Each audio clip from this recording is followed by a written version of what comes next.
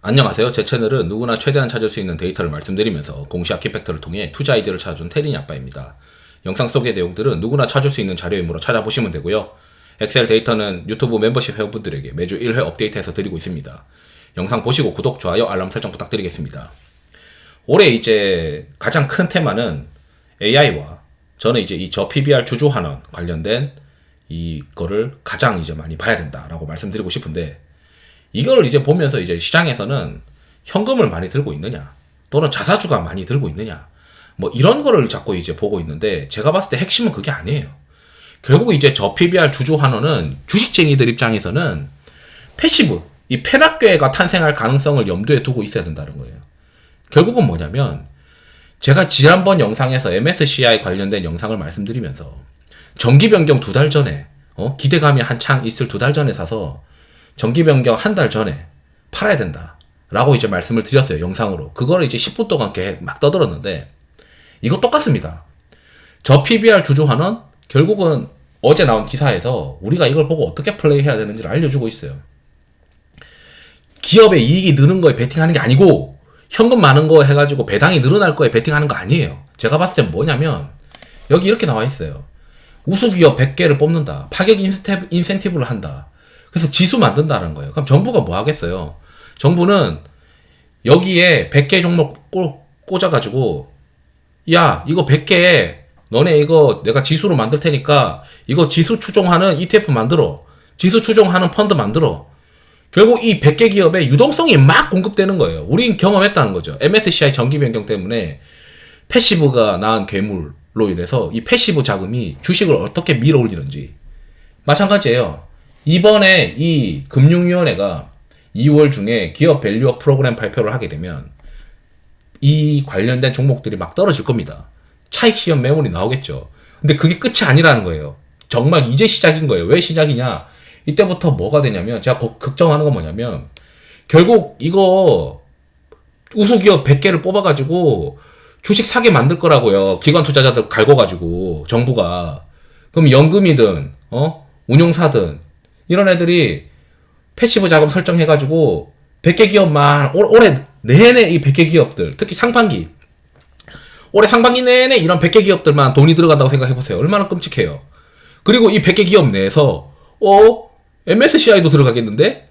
그러면 여기 100개 기업 중에 일부는 국내 기관 수급도 빨아먹지, 갑자기 외국인 기관 수급까지 외국인도 수급이 들어오는 거예요. 왜냐하면 MSCI 지수에 편입될 수 있는 요건이 들어가 버리니까.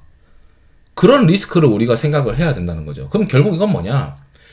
제가 좀 전에 영상에서 패시브가 낳은 괴물을 매매하는 방법을 말씀드렸듯이, 이 게임의 핵심, 저 PBR 주주환원의 게임의 핵심은 주주환원을 많이 할 것 같은 놈을 찾는 게 아니고, 이 100여 개의 기업에 들어갈 놈을 찾는 거예요. 그걸 미리 내가 올해 기관 투자자들이 사기 전에 선점하는 게 이 게임의 핵심이다.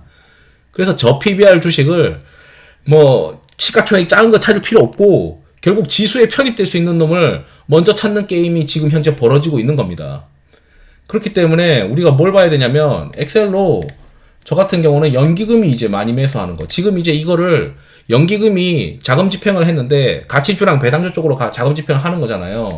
그럼 유동 시가총액이 어느 정도 받쳐주면서 최근에 연기금이 많이 매수했고, 자본 총계 대비해서 시가총액이 싼 것들, 그런 것들 리스트를 뽑아가지고 보는 거죠. 근데 그 중에서 우리가 배당을 적게 주는 놈이 잘 줄 거다라고 베팅할 필요가 없고, 배당을 잘 주는 애들 중에서 이 안에서 어쩌면 우리가 봤을 때 지주사나 또는 금융회사나 이런 것들 중에선 저기 이제 여기서 얘기하는 이 100개 지수에 들어가는 놈들이 생길 거고, 그 100개 지수에 들어가는 놈들은 올해 내내 유동성 공급이 될 거니까 이런 애들만 계속 지수가 받쳐지면서 간다는 거죠.